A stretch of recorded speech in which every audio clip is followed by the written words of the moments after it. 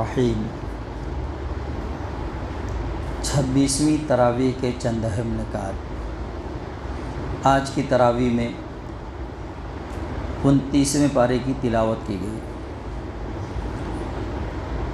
اس کا خلاصہ شروع کرنے سے پہلے دو صورتیں جو کل کی تراویح کی باقی رہ گئی تھیں، سورہ طلاق اور سورہ تحریم۔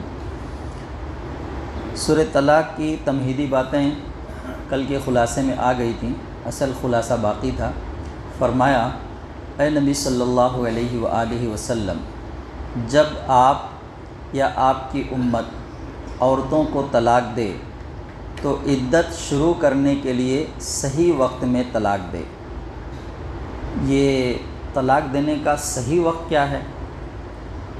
کوئی وقت تو ایسا متعین ہے نہیں، جیسے نمازوں کا وقت متعین ہے، ایسا کوئی وقت نہیں متعین ہے، لیکن عدت شمار کرنے کے لیے صحیح وقت اس کی تعین یہ کی گئی ہے کہ پاکی کی حالت میں طلاق دے، پاکی کی حالت میں طلاق دے، حیض کی حالت میں طلاق نہ دے، اور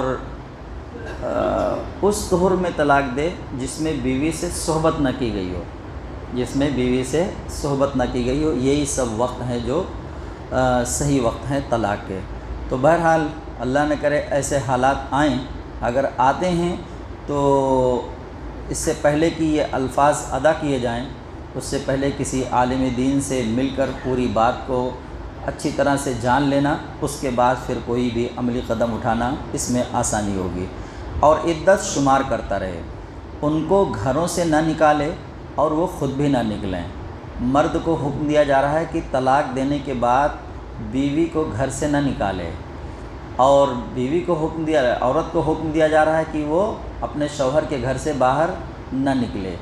یہ ایسا حکم ہے جس پر شاید ہی کہیں عمل ہو پاتا ہوگا۔ طلاقیں تو بہت ہوتی ہیں، لیکن اس حکم پر عمل کہیں سنا ابھی تک آپ لوگوں نے؟ میرے علم میں تو نہیں آئی ہے۔ کچھ دنوں پہلے جو ہے ایک جو خان صاحب ہیں جو آتے ہیں قدر پیلس سے، اجمل خان صاحب ایک واقعہ بتا رہے تھے بہت پرانا، کہ ان کی بیٹی کو طلاق ہوئی اور وہ جو ہے جیسے شوہر نے طلاق دیا وہ فوراً اپنے گھر پہ آ گئی، اور وہ لڑکی کے والد نے بیٹی کو ساتھ لیا اور لے جا کر شوہر کے گھر پہ چھوڑ دیا کہ یہ اللہ کا حکم ہے۔ پہلے اس اللہ کی جو حدود ہیں اس کو قائم کرو، جب سارا معاملہ ختم ہو جائے گا، اگر نہیں نبھ پائے گا تب اس کے بعد پھر آنا۔ اور انہوں نے یہ بھی بتایا ساتھ ہی کہ جب شوہر نے اپنے سسر کا یہ اقدام دیکھا کہ طلاق کے بعد جب بیوی ان کے گھر پہ چلی گئی اور فوراً پھر باپ لا کر جو ہے گھر پر چھوڑ گیا، تو پھر انہوں نے رجوع کر لیا، کیونکہ بعض خرابیاں جو ہے جو پیدا ہوتی ہیں اس معاملے میں، یہ میکے والوں کی طرف سے جب بھرپور سپورٹ رہتا ہے نا، تب جو ہے عورت یہ قدم بہت جلدی اٹھاتی ہے۔ تو اس بات کا جو ہے ہمیں لحاظ رکھنا ہے۔ تو بہرحال اللہ تبارک تعالیٰ کا یہ حکم جو شاید ہی کہیں سننے میں آیا ہو، میں بتا رہا ہوں میرے علم میں نہیں ہے، انہوں نے ایک واقعہ بتلایا تھا۔ عدت پوری ہو جائے تو یا تو انہیں بھلے طریقے سے اپنے نکاح میں رکھے یا بھلے طریقے سے ان سے جدا ہو جائے۔ جو اللہ سے ڈرے گا اللہ اس کے لیے کوئی نہ کوئی راستہ نکالے گا۔ دیکھیے طلاق جو ہے نا کوئی خوشی میں نہیں دیتا ہے، کسی نہ کسی طرح سے جب دونوں ایک دوسرے سے بالکل عاجز آ چکے ہوتے ہیں تبھی طلاق کا فیصلہ کرتے ہیں، لیکن اس کے باوجود بھی اللہ تبارک تعالیٰ نے یہ بات کہی کہ جو اللہ سے ڈرے گا اللہ اس کے لیے کچھ بہتر راستہ نکال دے گا، اسے ایسی جگہ سے روزی دے گا جہاں سے وہ سوچ بھی نہیں سکتا۔ اب ایک تو طلاق دی جا رہی ہے، طلاق کے مسائل بیان کیے جا رہے ہیں، اور ساتھ ہی یہاں پر روزی کا مسئلہ کیسے آ گیا؟ روزی کی بات آ رہی ہے تو یہاں پر جو یہ حکم دیا گیا ہے نا کہ طلاق کے بعد بھی بیوی کو اپنے گھر میں رکھنا ہے، شوہر کو یہ حکم دیا جا رہا ہے، تو یہ جو خرچ وغیرہ جو اس وقت کیا جائے گا اس کے اوپر، اور ساتھ ہی جو ہے عدت یعنی 3 مہینے کی مدت ہے، اتنے دنوں تک ایک آدمی کا خرچ اٹھانا غریب آدمی کے لیے تو بہرحال مشکل ہے، امیر آدمی کے لیے کوئی دقت نہیں ہے، تو اللہ تبارک تعالیٰ نے کہا کہ ہم تمہارے لیے روزی آسان کر دیں گے اگر تم اللہ سے ڈرو گے تو، اور ایسی جگہ سے رزق دیں گے جہاں سے تم سوچ بھی نہیں سکتے، تمہیں گمان بھی نہیں ہو سکتا کہ یہاں سے بھی ہمارا رزق آ سکتا ہے۔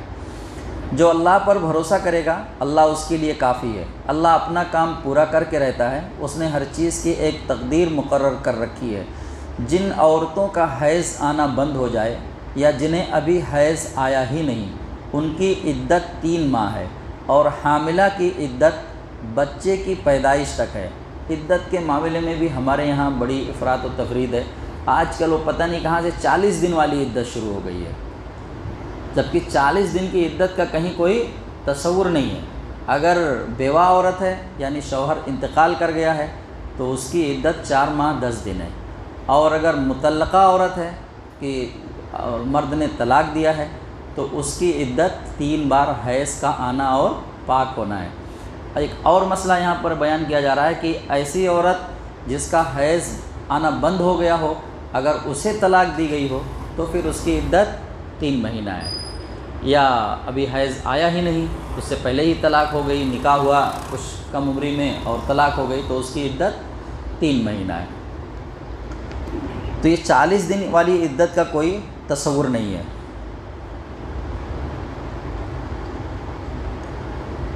جو اللہ سے ڈرتا ہے اس کے معاملے کو اللہ آسان فرماتا ہے۔ تم جہاں رہتے ہو عورتوں کو وہیں رکھو، انہیں تنگ کرتے ہوئے نہ ستاؤ، اگر حاملہ ہوں تو پیدائش تک ان پر خوشی خوشی خرچ کرو۔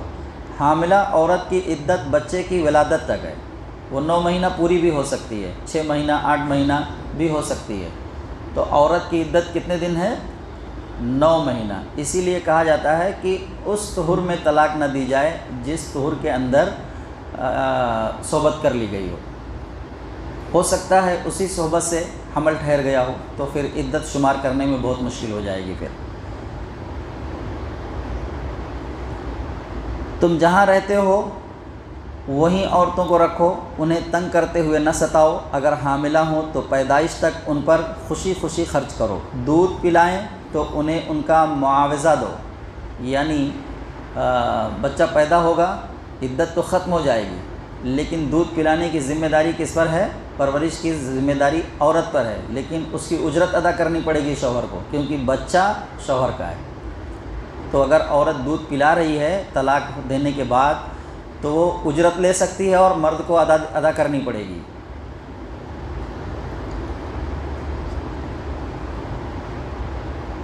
بھلے طریقے سے سب طے کر لو، خوشحال آدمی اپنی خوشحالی کے مطابق اور غریب سے جو کچھ ہو سکے خرچ کرے، اللہ اتنی ہی تکلیف دیتا ہے جتنی بندے کی وسعت ہے، بعید نہیں کہ تنگی کے بعد فراخی عطا فرمائے۔ یعنی اگر تنگی کے باوجود ان سب چیزوں پر انسان عمل کرتا ہے تو اللہ تبارک تعالیٰ کہہ رہے ہیں کہ ہو سکتا ہے کہ اللہ تبارک تعالیٰ اس عمل کی وجہ سے تنگی جو ہے اس میں فراخی پیدا کر دیں، اور اللہ تبارک تعالیٰ کا وعدہ ہے اوپر کہ جو اللہ سے ڈرتا ہے اللہ اس سے ایسی جگہ سے، اس کے پہلی بات تو یہ کہی گئی جو اللہ سے ڈرتا ہے اللہ اس کے لیے راستے کھول دیتے ہیں اور اسے ایسی جگہ سے رزق عطا کرتے ہیں جہاں سے اسے گمان بھی نہیں ہوتا۔ سورہ تحریم میں یہ بتایا ہے کہ محبت کے غلبے کے باوجود، یعنی یہاں سورہ طلاق میں نفرت کی وجہ سے اگر کوئی عملی قدم اٹھایا جا رہا ہے تو کیسا ہونا چاہیے، اس کی ایک حد متعین کر دی کہ بھائی یہ کام کرنا ہے، اور اگر محبت میں کچھ حد سے تجاوز نہ کریں اس کے لیے بھی یہاں پر مثال دی گئی ہے سورہ تحریم کے اندر۔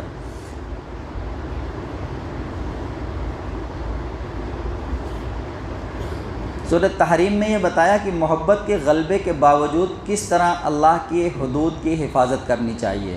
چنانچہ نبی صلی اللہ علیہ وآلہ وسلم کا احتساب اللہ تعالیٰ نے ایسے فعل پر کیا جو اگرچہ اس لیے ظاہر ہوا تھا کہ کمزوروں پر نرمی اور بیویوں سے دلداری کی جائے، لیکن اللہ نے اس پر بھی گرفت کر لی۔ بیویوں کی دلداری کے لیے حضور نبی کریم صلی اللہ علیہ وآلہ وسلم نے اپنے اوپر شہد کو ممنوع قرار دے دیا تھا، اس پر اللہ تبارک تعالیٰ نے گرفت کیے، واقعہ تفصیل کے ساتھ سورہ تحریم میں موجود ہے، اس کا مطالعہ کیا جا سکتا ہے۔ لیکن اللہ نے اس پر بھی گرفت کر لی، کیونکہ اللہ کا رسول تمام امت کے لیے نمونہ ہوتا ہے۔ فرمایا، اے نبی صلی اللہ علیہ وآلہ وسلم، تم اپنی بیویوں کی دلداری میں وہ چیزیں کیوں اپنے اوپر حرام کر بیٹھے جو اللہ نے تمہارے لیے جائز کی ہے؟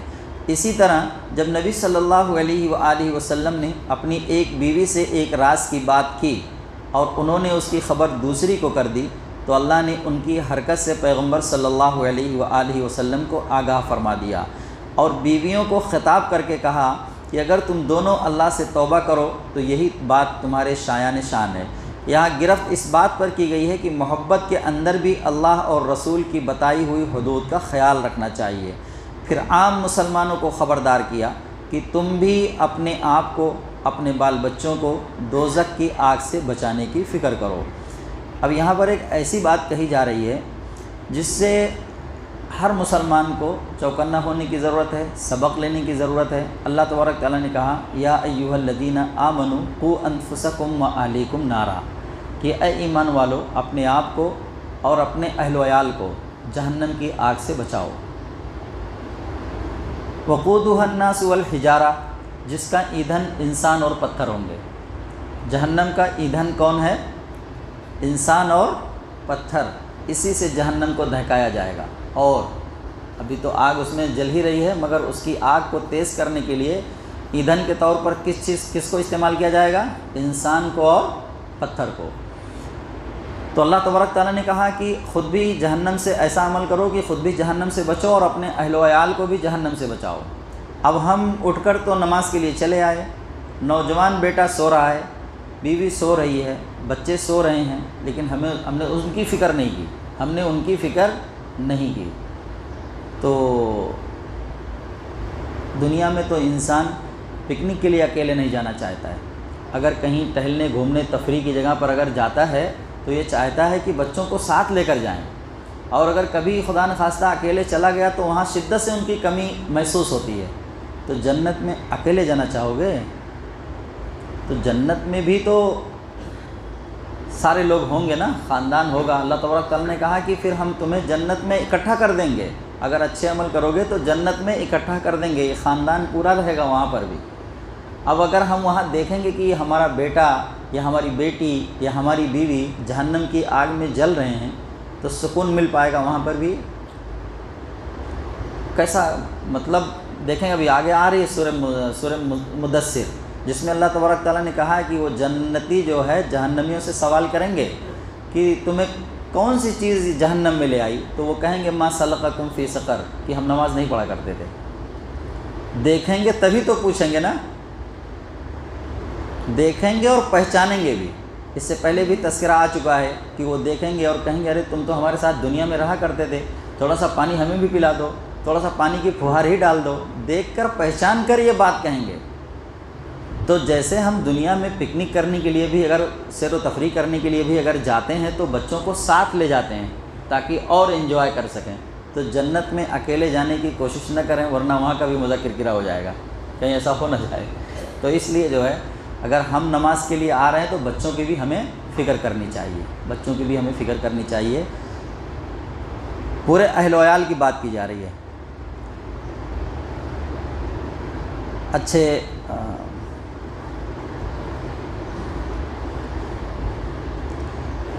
اس کے لیے اللہ نے ذکر کرو، پھر اللہ نے 4 عورتوں کی مثال دے کر سمجھایا ہے کہ برے سے برے ماحول میں بھی آدمی پر اپنے ایمان کی حفاظت واجب ہے۔ اس کے لیے اللہ نے فرعون کی بیوی حضرت آسیہ، حضرت مریم علیہ السلام اور حضرت لوط علیہ السلام اور حضرت نوح علیہ السلام کی بیویوں کی مثالیں دی ہیں کہ پہلی 2 عورتوں نے اپنے ایمان کی حفاظت کی، یعنی حضرت مریم علیہ السلام نے اور فرعون کی بیوی حضرت آسیہ نے۔ اور یہ جو 2 خاتون ہیں جو اگرچہ پیغمبروں کی بیویاں ہیں لیکن انہوں نے بغاوت کی، تو اللہ تبارک تعالیٰ نے ان دونوں کو جہنم میں ڈالا اور ان کے لیے جنت کی بشارت دے دی۔ فرعون کی، اب دیکھیے یہاں پر نسبت کام نہیں آ رہی ہے، تعلق کام نہیں آ رہا ہے۔ آخرت کا معاملہ بڑا عجیب و غریب ہوگا، جس کا اس کا عمل۔ اللہ تبارک تعالیٰ نے کہا کوئی بوجھ اٹھانے والا کسی دوسرے کا بوجھ نہیں اٹھائے گا۔ کتنی بڑی نسبت ہے، ایک میاں بیوی کا تعلق کیسا گہرا تعلق ہوتا ہے، لیکن بیوی جہنم میں جا رہی ہے جبکہ نبی کی بیوی ہے، بیوی جہنم میں جا رہی ہے، تو نسبت کام نہیں آئی۔ اللہ کے رسول صلی اللہ علیہ وآلہ وسلم نے حضرت فاطمہ رضی اللہ عنہا سے کہا کہ بیٹی اعمال صالحہ کی طرف ابھارا۔ حضرت فاطمہ رضی اللہ عنہا کو کیسی محبت تھی حضرت فاطمہ رضی اللہ عنہا سے ہم سب جانتے ہیں۔ اس کے بعد بھی ان سے کہہ رہے ہیں کہ یہ نسبت کام نہیں آئے گی، یہ میں جو فاطمہ بنت محمد کی جو نسبت ہے، یہ بیٹی اور باپ کا رشتہ، یہ کام نہیں آئے گا، بلکہ کیا کام آئے گا؟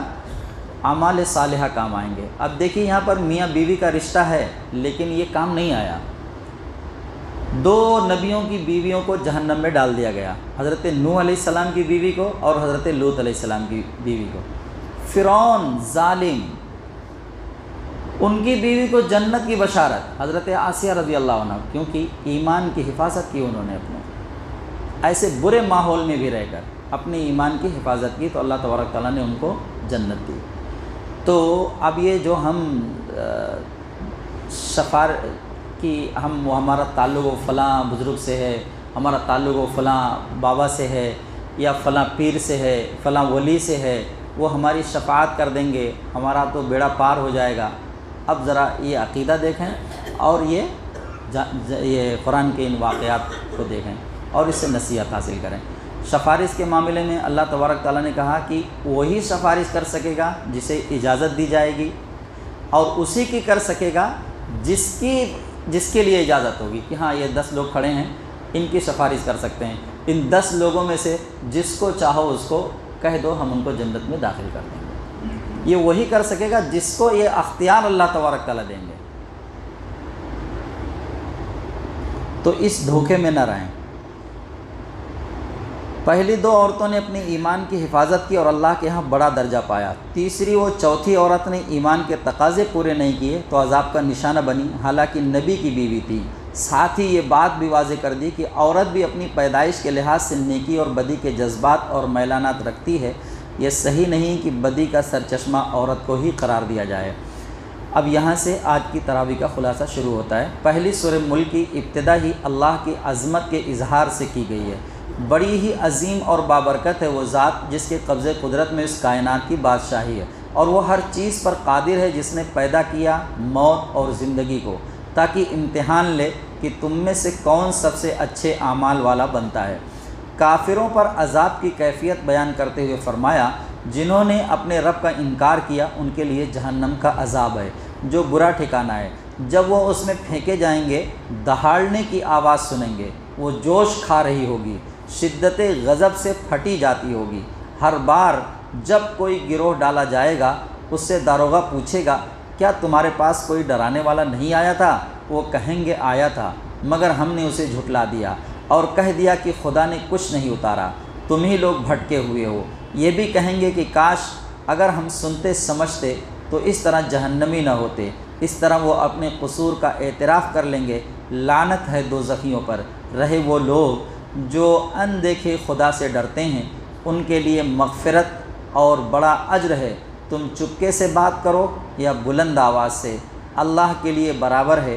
وہ تو دلوں کے بھید تک جانتا ہے کہ کیا وہی نہ جانے گا جس نے پیدا کیا؟ وہ تو بہت ہی باریک بین اور باخبر ہے۔ نافرمانوں کو للکارا ہے، کیا تم بے خوف ہو گئے ہو کہ اب تمہیں زمین میں دھنسانے اور آسمان سے پتھراؤ کرنے والا عذاب نہیں آ سکتا؟ بتاؤ تمہارے پاس وہ کون سا لشکر ہے جو خدائے رحمان کے مقابلہ میں تمہاری مدد کر سکے؟ بتاؤ وہ کون ہے جو تمہاری روزی دے سکے اگر وہ اپنی روزی روک لے؟ ان سے پوچھو، اگر تمہارا یہ پانی زمین میں اتر جائے تو کون ہے جو تمہارے لیے یہ صاف و شفاف پانی نکال کر لائے؟ کس سے پوچھا جا رہا؟ کس سے یہ باتیں کہی جا رہی ہیں؟ کس سے کہی جا رہی ہیں؟ وہ جو مشرکین مکہ سے کس سے کہی جا رہی ہیں یہ باتیں؟ ارے بولیے، کس سے کہی جا رہی ہیں یہ باتیں؟ ہم سے کہی جا رہی ہیں۔ یہ نہ سوچیں کہ وہ مشرکین مکہ اس وقت موجود تھے جب قرآن اتر رہا تھا تو یہ سارا خطاب انہی سے ہو رہا ہے۔ نہیں نہیں نہیں، یہ ہم سے کہی جا رہی ہیں یہ باتیں۔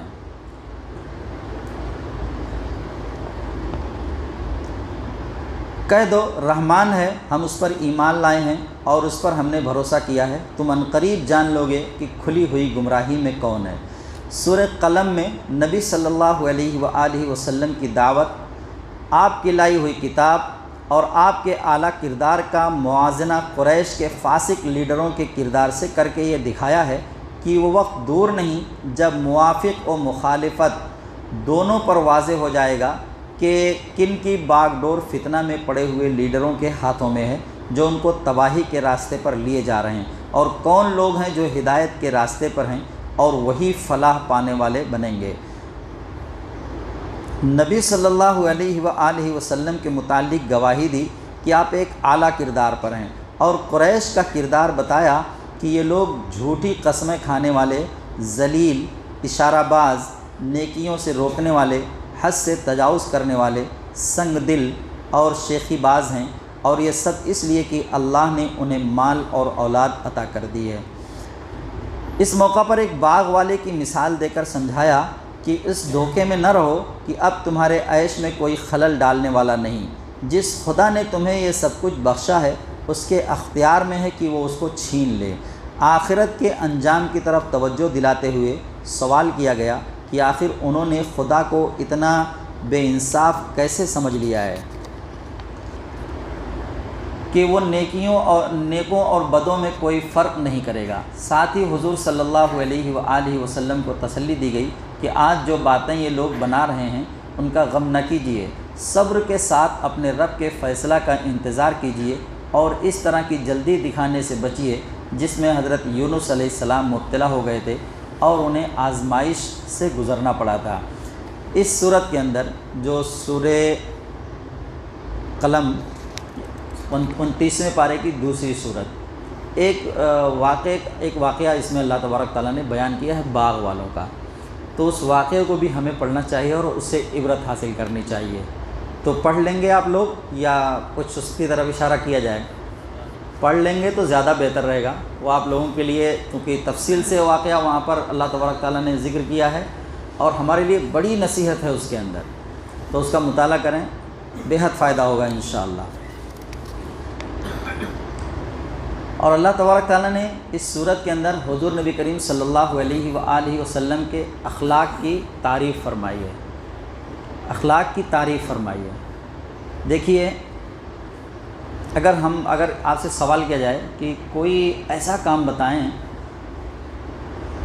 جو ہر وقت آپ کے ساتھ ہو، اسلام کی کوئی ایسی خوبی جو ہر وقت آپ کے ساتھ ہو، تو وہ کیا ہو سکتی ہے؟ نماز تو آپ اپنے گھر میں پڑھ لیتے ہیں، مسجد میں پڑھ لیتے ہیں، روزہ رکھتے ہیں کوئی جان ہی نہیں پاتا، صدقہ خیرات کرتے ہیں جس کے ساتھ کرتے ہیں معاملات وہی جانتا ہے، تو کوئی ایسی خوبی بتلائیے جو ہر انسان محسوس کر سکے، تو کیا ہو سکتی ہے؟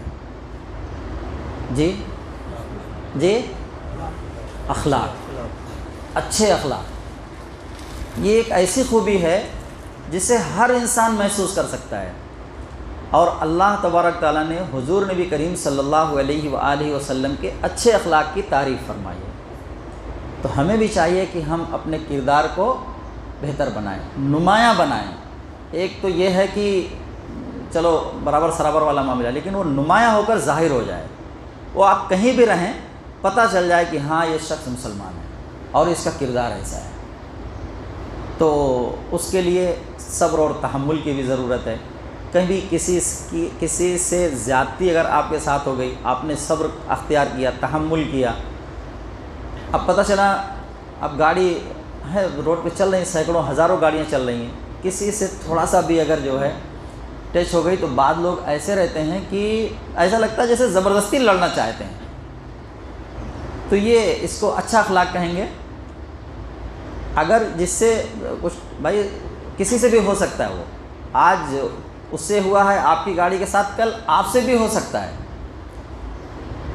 تو زبردستی لڑنے کی کوشش نہ کریں۔ اگر اگلا شخص بھائی آپ سے وہ معافی چاہ رہا ہے تو اسے قبول کر لیں اور آگے بڑھ جائیں۔ تھوڑا بہت اگر بڑے فساد کا ذریعہ بن گیا ہے یہ چھوٹے چھوٹے مسائل، تو اخلاق اور کردار کو اپنے ایسا بنائیں کہ وہ بالکل نمایاں ہو کر رہے، ظاہر ہو کر رہے، پتہ چلے کہ ہاں یہ اسلامی کردار ہے، یہ اسلام کی اسپرٹ ہے جو اس بندے کے اندر ہے، جس نے اس کے کردار کو اتنا بلند کیا ہے۔ اسلام جو ہے اتنا تبلیغ سے بھی نہیں پھیلا ہے جتنا اخلاق سے پھیلا ہے، یہ سمجھ لیں۔ کیونکہ تبلیغ آج جو تقریریں سود مند ثابت نہیں ہو رہی ہیں، اس کی وجہ یہی ہے کہ تقریر کچھ اور ہو رہی ہے اور کردار ہمارا کچھ اور ظاہر کر رہا ہے، کوئی مطابقت نہیں ہے، میل نہیں کھاتا۔ یا جو اسلام کی جو تعلیمات ہیں نا، اس تعلیمات سے ہمارا کردار میل نہیں کھا رہا ہے، اس لیے لوگ ہمارے قریب نہیں آ رہے ہیں۔ دوسرے لوگ جو غیر آتے ہیں نا یہاں پر، بڑے ڈرے اور سہمے ہوئے آتے ہیں۔ کس وجہ سے؟ کیا آپ ان کو کاٹ کھاتے ہیں؟ ایسا تو نہیں ہے نا، لیکن کردار ہم ایسا پیش کرتے ہیں۔ تھوڑا سا بھی اگر ان سے کہیں غلطی کوتاہی ہو جاتی ہے تو ایسے ایسے الفاظ کا ہم استعمال کرتے ہیں کہ سن کر جو ہے اپنے آپ کو برا لگتا ہے کہ یہ کیا تاثر لے کر جائیں گے یہاں سے، اور اس کا خمیازہ کہیں نہ کہیں دوسرے لوگوں کو بھگتنا پڑتا ہے۔ تو ایسا جو ہے ہم نہ بنائیں اپنے آپ کو کہ لوگ نفرت کرنے لگ جائیں۔ سورہ معارج میں نبی صلی اللہ علیہ وآلہ وسلم کو صبر کی تلقین کی گئی ہے کہ یہ بہت تنگ نظر والے لوگ ہیں۔ اس وقت خدا نے ان کو جو ڈھیل دی ہے تو ان کے پاؤں زمین پر نہیں پڑ رہے ہیں، ذرا پکڑ میں آ جائیں تو ساری شیخی بھول جائیں گے اور تمنا کریں گے کہ کاش اس دن کے عذاب سے چھوٹنے کے لیے اپنے بیٹوں، اپنی بیوی، اپنے بھائی اور اپنے کنبہ کو جو ان کا مددگار رہا ہے وہ تمام اہل زمین کو بدلہ میں دے کر اپنی جان چھڑا لیں۔ کئی مرتبہ میں اشارہ کر چکا ہوں اس بات پر کہ جہنم کے عذاب کو جب وہاں دیکھیں گے تو جن کے لیے اپنی ساری کمائی، ایک ایک روپیہ اس دنیا میں خرچ کرنے کے لیے جس اولاد کے لیے انسان تیار تھا، اسی اولاد کو اور اسی کنبہ کو، اسی خاندان کے ہر فرد کو اور اپنا سب کچھ فدیہ میں دینے کے لیے تیار ہو جائے گا کہ بس یہ سب کچھ لے لو، میری جان چھوڑ دو۔ تو ایسے سخت عذاب کے لیے ہمیں جو ہے پہلے سے اس سے بچنے کے لیے پہلے سے ہمیں اپنی تیاری کرنی چاہیے۔ یہی موقع ہمیں اللہ نے دیا ہوا ہے۔ جو کچھ بھولے میں، جانے میں، انجانے میں گناہ ہو گئے ہیں، یہ مبارک مہینہ چل رہا ہے، معافی چاہ لیں، یہی موقع ہے۔ اللہ تبارک ابھی جو آیت پڑھی گئی نماز کے اندر، اللہ تبارک تعالیٰ نے کہا کہ الا من تاب وآمن وعمل عملا صالحا فاولئک یبدل اللہ سیئاتہم حسنات، کہ جو لوگ اللہ سے توبہ کرتے ہیں، معافی چاہتے ہیں، اللہ تبارک تعالیٰ نہ صرف معافی نہیں کر دیتے ہیں بلکہ کیا کہا، گناہوں کو، ان کی برائیوں کو نیکیوں سے بدل دیتے ہیں، ان کی برائیوں کو نیکیوں سے بدل دیتے ہیں، مطلب اس کو مٹا کر نیکیاں لکھ دی جاتی ہیں۔ تو اتنا رحیم ہمارا رب ہے، ہم تو اگر کسی کو معاف کر دیں صرف تو بڑی بات ہے، اللہ تبارک تعالیٰ معاف بھی کر دیتے ہیں اور اس کی جگہ پر نیکیاں لکھ دی جاتی ہیں۔ یہ میں اپنی بات نہیں کہہ رہا ہوں، قرآن کی آیت ہے۔ تو آج موقع ہے، اس سے فائدہ اٹھائیں۔ کل جو ہے یہ سب کچھ دینے کے بعد بھی چھوڑا نہیں جائے گا، یہ سب دینے کے بعد بھی ایسا نہیں کہ پھر راحت مل جائے گی، تب بھی نہیں چھوڑا جائے گا، ہرگز نہیں۔ اللہ تبارک تعالیٰ کہتے ہیں کہ ہرگز نہیں، وہ تو بھڑکتی ہوئی آگ ہوگی جو گوشت پوش جلا کر رکھ دے گی۔ جس نے حق سے منہ موڑا اور پیٹھ پھیری اسے اپنی طرف بلائے گی۔ انسان فطرتاً جلد باز ہے، جب اس پر مصیبتیں آتی ہیں تو گھبرا جاتا ہے، اور جب اسے خوشحالی نصیب ہوتی ہے تو بخل کرنے لگتا ہے۔ مگر اس برائی سے وہ لوگ بچے رہتے ہیں جو نماز کی پابندی کرتے ہیں، جن کے مالوں میں، دیکھیے بہت نماز کتنی اہم چیز ہے۔ اللہ تبارک تعالیٰ نے کہا کہ جب انسان فطرتاً جلد باز ہے، جب اس کے اوپر کوئی مصیبت آتی ہے تو وہ گھبرا جاتا ہے، خوشحالی آتی ہے تو کنجوسی کرنے لگ جاتا ہے، پھر وہ اللہ کے راستے میں خرچ نہیں کرتا۔ ہاں، مگر وہ لوگ ان برائیوں سے بچے رہتے ہیں جو نماز ادا کرتے ہیں۔ جو نماز ادا کرتے ہیں ان کے اندر یہ برائی نہیں پیدا ہو پاتی ہے۔ جن کے مالوں میں مستحقین کا مقرر حق ہے، قیامت کو برحق مانتے ہیں، رب کے عذاب سے تھراتے ہیں، کیونکہ خدا کا عذاب بے خوفی کی چیز نہیں، وہ اپنی شرمگاہوں کی حفاظت کرتے ہیں سوائے اپنی بیویوں اور بادیوں کے کہ ان پر کوئی ملامت نہیں، البتہ جو بیویوں اور بادیوں سے تجاوز کریں وہ ظالم ہیں۔ نیک لوگ اپنی امانتوں اور وعدوں کا لحاظ رکھتے ہیں، اپنی گواہیوں میں سچائی پر قائم رہتے ہیں، نمازوں کی حفاظت کرتے ہیں، ایسے ہی لوگ عزت کے ساتھ جنت کے باغوں میں رہیں گے۔ بالکل ایسے ہی ملتے جلتے الفاظ سورہ مومنون کے ہیں، جہاں پر اللہ تبارک تعالیٰ نے کہا ان ساری صفتوں کو گنانے کے بعد، خوبیوں کو گنانے کے بعد کہ ایسے ہی لوگ جنت کے وارث ہوں گے، وراثت میں انہیں کیا ملے گی؟ جنت ملے گی۔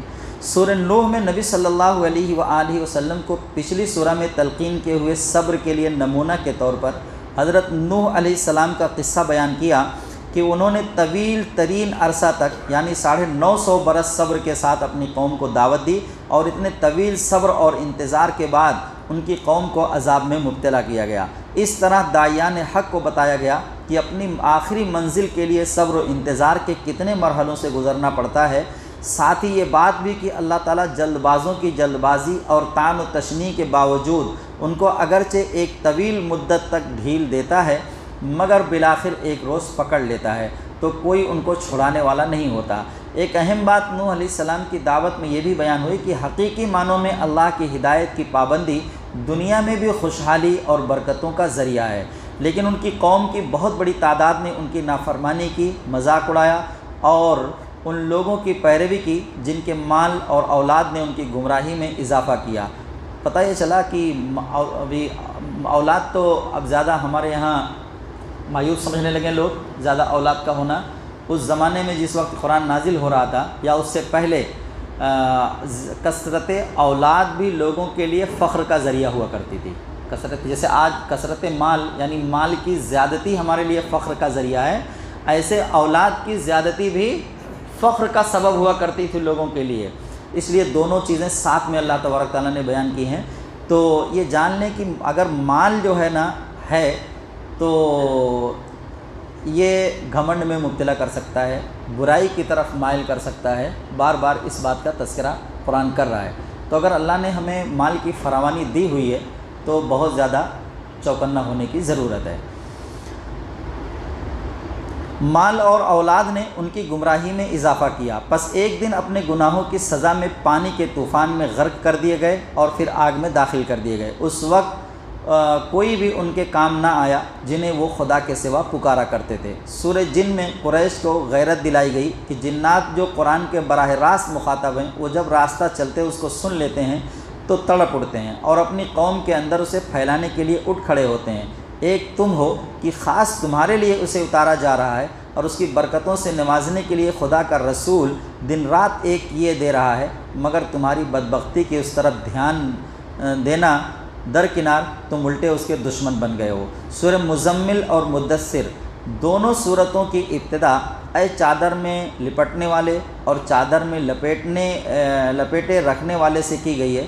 اس سے یہ ظاہر کرنا مقصود ہے کہ انبیاء کرام علیہم السلام مخلوق خدا کے لیے بے انتہا رحیم و شفیق اور اپنے رب کی ڈالی ہوئی ذمہ داریوں کے معاملہ میں بہت حساس واقع ہوتے ہیں۔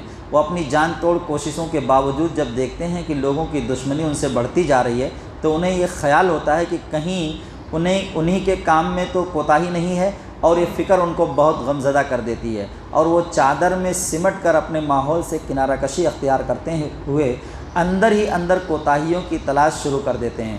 سورہ مزمل میں چادر اوڑھنے والے کے پیارے لفظ سے نبی صلی اللہ علیہ وآلہ وسلم کو خطاب کرتے ہوئے اس حالت سے نکلنے کا راستہ بتایا گیا ہے کہ رات کے وقت اللہ کے حضور قیام کا اہتمام کرو، اس میں ٹھہر ٹھہر کر قرآن پڑھو، اس سے دل کو ٹھہراؤ ملے گا اور دماغ کو بصیرت حاصل ہوگی اور آگے کی ذمہ داریوں کا بوجھ اٹھانے کی اہلیت پیدا ہوگی۔ سورہ مدثر میں بھی اسی لقب سے پکار کر ہدایت کی کہ بس چادر اتار پھینکو اور لوگوں کو ڈرانے اور خبردار کرنے کے لیے کمر بستہ ہو جاؤ، اٹھ کھڑے ہو، اپنے رب کی بڑائی بیان کرو، اپنے دامن کو ہر قسم کے غبار سے پاک رکھو اور اپنی جدوجہد جاری رکھو، مخالفتوں کے باوجود حق پر ڈٹے رہو، اللہ تعالیٰ آپ کی کوششوں کا نتیجہ ضرور ظاہر فرمائے گا۔ سورہ قیامہ میں قیامت کی یہ دلیل دی گئی کہ اللہ تعالیٰ نے انسان کے اندر سننے اور دیکھنے اور ان کے ذریعے نیک و بد میں تمیز کرنے کی صلاحیت رکھی ہے۔ اس کا تقاضا ہے کہ ایسا دن آئے جس میں لوگوں کو ان کے کیے کا بدلہ مل سکے، ورنہ پھر نیکی بدی کی جزا اور سزا مقرر کرنے کی کیا ضرورت تھی۔ فرمایا، قسم ہے قیامت کی، قسم ہے ملامت کرنے والے ضمیر کی، کیا انسان سمجھتا ہے کہ ہم اس کی ہڈیوں کو جمع نہ کر سکیں گے؟ کیوں نہیں، ہم اس کی انگلیوں کی پور پور تک ٹھیک ٹھیک بنا دینے پر قادر ہیں۔ اصل میں انسان چاہتا ہے کہ وہ بدعمالیاں کرتا رہے، پوچھتا ہے قیامت کب آئے گی، جب آنکھیں پتھرا جائیں گی، چاند بے نور ہو جائے گا، سورج چاند ملا کر ایک کر دیے جائیں گے، اس وقت انسان ہی کہے گا کہ کہیں بھاگ کر چلا جائے، ہرگز نہیں، وہاں کوئی جائے پناہ نہ ہوگی، اس دن بس تیرے رب کے سامنے ہی ٹھہرنا ہوگا۔ انسان کو اس کا سب اگلا پچھلا کیا کرایا بتایا جائے گا کہ انسان اپنے آپ کو خوب جانتا ہے، چاہے وہ کتنے ہی بہانے کر لے۔ اے نبی صلی اللہ علیہ وآلہ وسلم، قرآن پڑھنے میں جلدی نہ کرو، اس کو یاد کرا دینا اور پڑھوانا ہماری ذمہ داری ہے۔ ہمارے فرشتے جب پڑھیں تب پیچھے آپ پڑھیں، پھر ہمارے فرشتے جب پڑھیں تب پیچھے آپ پڑھیں، پھر اسے سمجھا دینا بھی ہماری ذمہ داری ہے۔ تم لوگ دنیا کو پسند کرتے ہو، آخرت کو بھولے بیٹھے ہو۔ اس روز کچھ چہرے تر و تازہ ہوں گے، اپنے رب کو دیکھ رہے ہوں گے، کچھ چہرے اداس ہوں گے، سمجھ رہے ہوں گے کہ ان کے ساتھ برا برتاؤ کیا جائے گا، ہرگز نہیں۔ جب جان حلق میں اٹک جائے اور کہا جائے کوئی ہے علاج کرنے والا، اور سمجھ میں آ جائے کہ اب دنیا سے رخصت ہونا ہے، پنڈلی کھنچ جائے، وہ دن ہوگا تیرے رب کی طرف روانگی کا، مگر اس نے ان باتوں کو نہ سچ مانا، نہ نماز پڑھی، بلکہ جھٹلایا اور چلا گیا، پھر لڑتا ہوا گھر والوں کی طرف چل دیا۔ یہی رویہ تیرے لائق ہے، ہاں یہی روش تجھے زیب دیتی ہے۔ کیا انسان سمجھتا ہے کہ وہ یوں ہی چھوڑ دیا جائے گا؟ کیا وہ منی کا قطرہ نہ تھا، پھر لوتھڑا بنا، اللہ نے اس کا جسم بنایا، اعضاء درست کیے، پھر اس سے نر و مادہ دو قسمیں بنائیں؟ کیا وہ ذات اس بات پر قادر نہیں ہے کہ مرنے والوں کو پھر سے زندہ کر دے؟ دو صورتیں آج کی تراویح کی اور باقی رہ گئی ہیں، کل کے خلاصے کے ساتھ انشاءاللہ اس کا خلاصہ بھی پیش کیا جائے گا۔ اللہ تبارک تعالیٰ سے دعا ہے کہ اللہ ہم سب کو قرآن پڑھنے، اس کو سمجھنے اور اس پر عمل کرنے کی توفیق عطا فرمائے۔ ربنا تقبل منا انک انت السمیع العلیم وتب علینا انک انت التواب الرحیم۔ صلی اللہ تعالی علی خیر خلقہ محمد وعلی آلہ واصحابہ اجمعین برحمتک یا ارحم الراحمین۔